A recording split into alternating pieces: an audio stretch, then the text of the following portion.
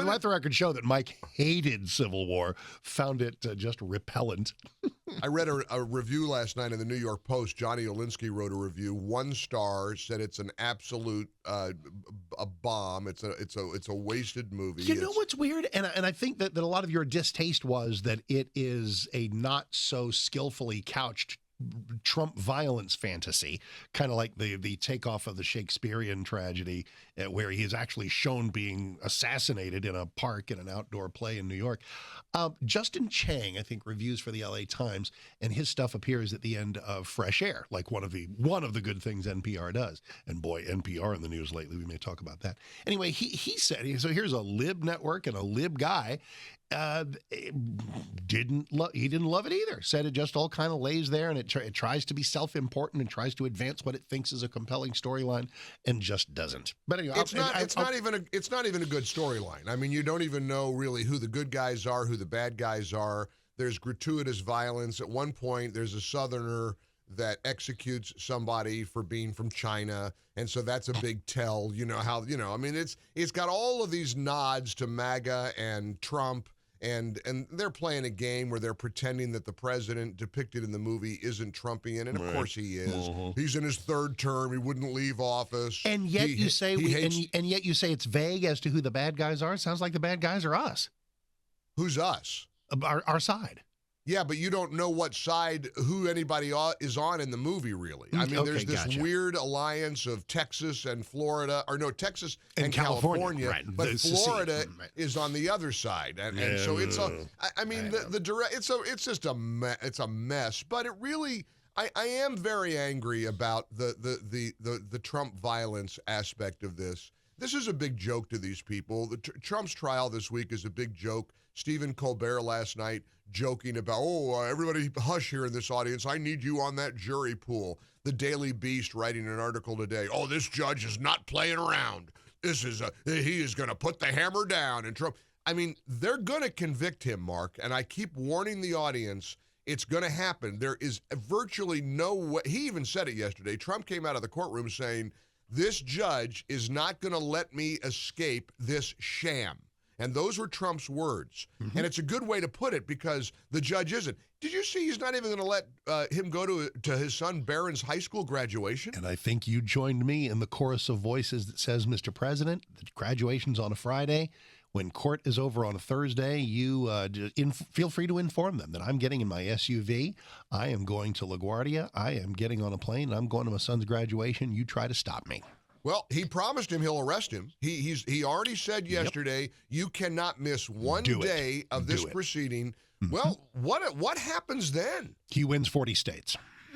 I tend to agree with you. I hope. I mean, if people aren't waking up and seeing this travesty by now, Jonathan Turley has been splendid on this, talking about reviving a misdemeanor, turning it into a felony through this torturous process that Alvin Bragg came up with to say what. And again, once more, who's the victim here? Just like there was no victim with the $500 million he was ordered to pay for the banks. Yep. And who's the victim in this case? Stormy Daniels has insisted her whole life that she never even had an affair with the guy. Yep. In writing, under oath. I've never had an affair, never had an affair. So who's victimized here? What, he falsified business records to pay hush money to the porn star. Who's the victim? I mean, and I'm not saying that rhetorically. No, and it becomes a felony. It becomes a felony when the misdemeanors were conducted in the furtherance of some other, campaign finance related crime. Okay, what is that crime? What's the crime? What is the thing, the nefarious thing that he was seeking to do? I had a guy call the show yesterday toward the end of the show. I got into a knockdown, drag out, and it was just beautiful that his name was Francis from Virginia. Lighten up, Francis. I could not believe his name was Francis. And he claimed to be a pastor, and he kept attacking Trump, saying, you go ahead and vote for a guy who cheated on his wife with a porn star. That's what he kept repeating. And I said to him, well, you think that's a crime, or do you think that's between him and his wife?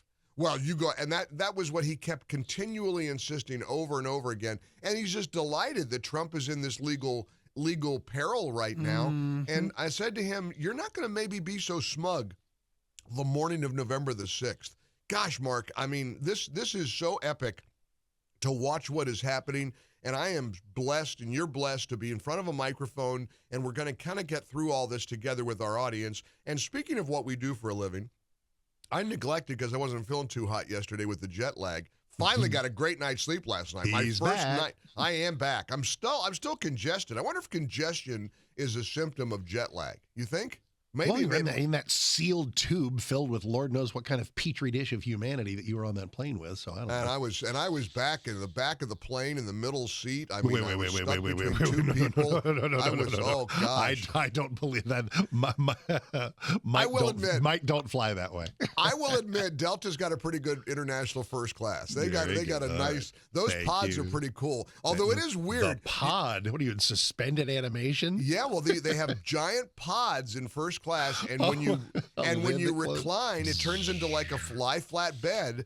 But what's weird is when it goes into the bed mode. Yeah. Here I am. Listen to me complaining about first class on a trip to Tokyo. Vintage Mike. But your feet are very narrow. It goes into like a little tube, and I can't really move around all that much.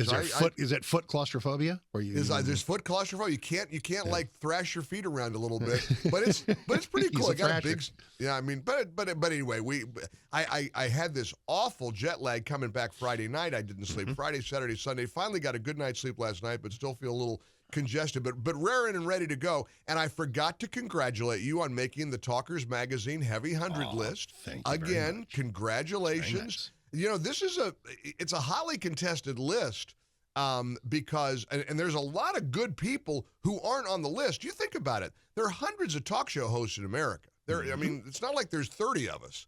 And so every year, Talkers Magazine, which is considered the Bible of the talk radio industry, publishes this list. And I remember the first year I got on it, I was doing afternoons at WGY in Albany, New York. I called Denise. I said, I can't believe it. I made the Heavy 100 list. And it was, and I've been on it ever since. And it's so fun to see the list come out and then look at my friends and see who's on there, who's not. I mean, I've got some friends who It's very high school. Well, yeah, it's like Mean Girls. It's right out of Mean Girls. What's and he we're doing looking on there? Who's ahead of me? Right. And who's ahead of my friends? Because I'm filled with gratitude, but I have an enormous gripe with folks. You're of course in the top 10 because look at you. Well, I wasn't though last year. I'm back in the top 10. I have a huge gripe of about at least half of who is 3 through 9. But it's okay. But listen, to be in the top 10 is cool. To be on the list is cool. And I admit, I was crushed last year when I went from like 10th to 11th. I mean, listen, it's like when I wrote my book, I prayed to God, please let me be at the bottom of the New York Times bestseller list 1 week. You know what? I was at the bottom of the New York Times bestseller list 1 week. I was number 27. God granted my prayer because week. Now with every book, you could write a book called The History of Pocket Lint, and it would be Mike Gallagher, New York Times bestselling author. Bestselling author. I could call myself a New York Times bestselling author. That's right. Barely. I mean, we're on the Heavy 100 list.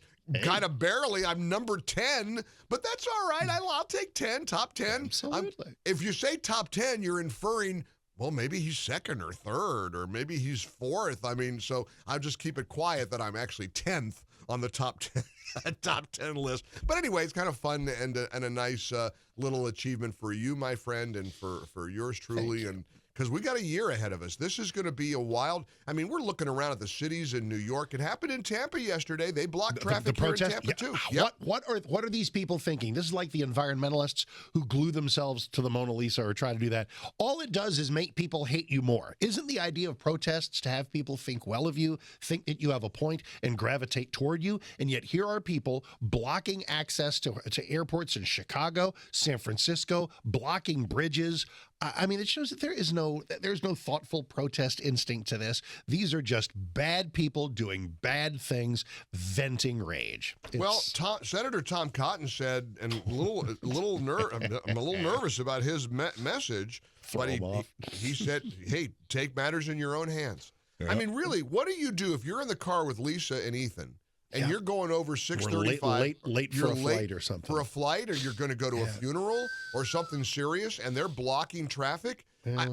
I mean, and here's the wild part. None of them apparently are getting arrested except No. except here in Florida. Yeah, Oh, they're arrested in have you Florida. seen the video of people being just dragged out of intersections? You bet. Thank you, Governor DeSantis. That's how you do it. That's how it's done. How you do it. They don't do that in Chicago. They're not doing that in New York. No, They're not doing that of course anywhere not. else. No. They're not doing it in Austin, but in Florida, hey, you go to jail. How is that not a crime? How is it not a crime? Of course it's a crime. We're in post-consequences America. We're in. You can shoplift now. There's all kinds of things you can do because we are in post-consequences America, at least in some blue cities and some blue states. And this is particularly sensitive because those people being dragged off of bridges and stuck into paddy wagons, if we ever get the nerve to do it, they're Biden voters or potential Biden voters. And you take that rage, you take a look what's going on the Golden Gate Bridge, you take a look what's going on, on the way to Chicago O'Hare. Speaking of Chicago, what kind of a shindig do you think we're going to have with that Democrat convention in August? Oh, my, the rioting. Yeah, I'm not going near that. I've been to a lot of conventions in my career. I'm going to be covering the Milwaukee convention. I'll be in Milwaukee July. for the GOP. Yep, I'll be there. Just 3 months away. It'll be here before we know it. We'll be broadcasting from there through the whole process. And Newt Gingrich, incidentally, had a great message about these death to America, death to Israel protests that have broken out in Chicago, in Dearborn, Michigan. He said, try them for treason. How's that not treason? If you walk around and your position publicly is death to America, I mean, is treason not a thing anymore? I think you have to do something. I think a death treason, to America? I think treason is an act and not just a really repellent message. It's not a threat? No, that's not a threat. If somebody says death to America and then goes off and forms a cabal of people designed to hurt or kill somebody, then you got something. Well, we'll see. I'm back to Trump's trial, by the way. Just got a text from on the MyPillow text line, which I'm glued to. I love the instant feedback. I love the mini focus group when you text me at 800-655-MIKE. It's always fun when you text me during my M&M experience with Mark because it gives me a good conversation starter, because here's a good one from Dallas. Mike and Mark, I'm not nearly as optimistic about the outcome of Trump's trial as you guys seem to be. I predict he will be found guilty and then taken out in handcuffs and gone to jail. Then the DNC will challenge his ability to run for president, and a federal judge will rule that he is ineligible, and then SCOTUS will not take the case. Therefore, the lower court ruling stands. Then we're tortured with 4 more years of Biden's destruction. That's absolutely false. That cannot happen. It can't. You can totally run. People have run from Lyndon LaRouche. Ran for president from jail. People don't get that though, Mark. They think they are under the misconception that if you're convicted of a crime, you can't run for president. Not true. You got two qualifications. He can't vote for himself. Right, but he can run. Of course, he can run, and like you said, maybe 40 states. I mean, if they arrest this, if they convict this guy and take him, what you wish for. I mean, but on the other hand, doesn't your heart just sink at the idea of him being let off to jail? This is my country. I love my country. I want my country to do good and right things, and I know that there are people I support will get in legal trouble. Some people, as life plays out. But it needs to be fair. It needs to be just, and this is neither of those. So here we are. It's so wrong. It's so wrong. And I saw one of the articles referred to it as the trial of the century. In many ways, it is. We've never seen this before, Mark. We've never seen a president face criminal charges. Truly unprecedented. Yep. But I saw you shrug when I said that, and I find that interesting because you know what's interesting in our world? We realize what a scam it is. But to them, oh, this is one of the biggest things that's ever happened in the history of America. But I think it's the trial of the century to them. To me, it's just a sad, tired example of the weaponization and corruption of our system. You're right. Good take. But here we are. Right. Here we are.